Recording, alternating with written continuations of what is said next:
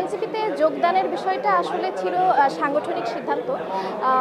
আমরা নির্বাচনের আগে আমাদের চিন্তাধারা ছিল একরকম এবং নির্বাচনের পরবর্তী সময়ে সরকারের যে আলাপ বা সরকারের যেই কার্যক্রম সেটি পরিলক্ষিত হওয়ার পরে আমরা দেখলাম যে যেই আকাঙ্ক্ষা, যে জুলাইয়ের আকাঙ্ক্ষা বা যেই চাহিদার ফলে আমাদের এতজন তরুণ জীবন দিয়েছে তা আসলে বাস্তবায়ন করা এখন সন্দেহের খাতে চলে গেছে।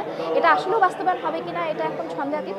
এখন আমাদের কাছে মনে হয়েছে যারা জুলাই পরবর্তীতে আমরা রাজনীতিতে এসেছি এবং রাজনৈতিক সংগঠন বা প্ল্যাটফর্ম তৈরি করেছি, এই সংগঠনগুলো যদি একত্রিত হয়ে কাজ করে এবং আমাদের আলটিমেট লক্ষ্য তো এক, আমরা যদি আবারও একত্রিত হয়ে কাজ করতে পারি তাহলে এই যে জুলাই আকাঙ্ক্ষা এটা বাস্তবায়ন করা আরও সহজ হবে।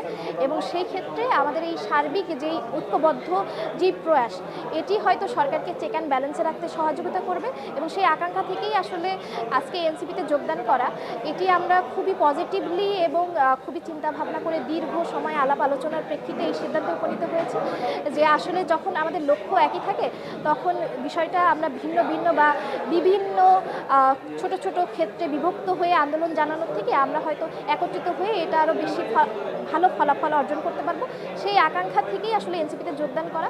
আমরা দেখছি যে বাংলাদেশ সহ আরও বিভিন্ন অঙ্গ সংগঠন এবং বিভিন্ন সংগঠনের মানুষজন যোগদান করছে। এটি আসলে পজিটিভ দিক যে মানুষ তরুণদের প্রতি ভরসা রাখছে।